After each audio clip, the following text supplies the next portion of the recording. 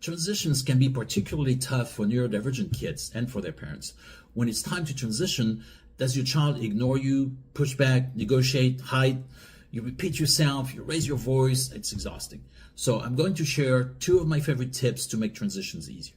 Transitions are not as simple as they seem. They require our brains to shift gears, and neurodivergence can often make this process more challenging.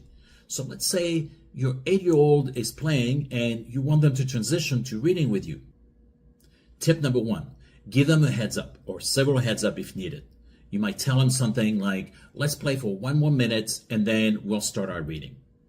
Tip number 2, right after tip number 1, give them choices. Usually no more than 2 because too many options can be overwhelming and distracting. And make sure that both options are good options.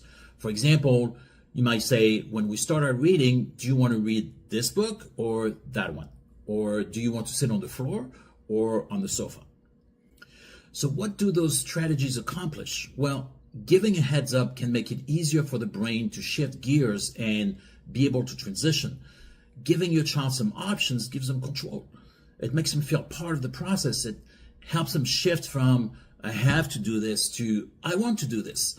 It also helps them focus on something very concrete, which can make it easier to move forward as opposed to resisting. So by the time your child is deciding where to sit and what to read, they're no longer thinking about what they were doing, but they're actually thinking about reading with you and in a more positive way. So I hope this helps. Please tell me what helps your neurodivergent child to transition.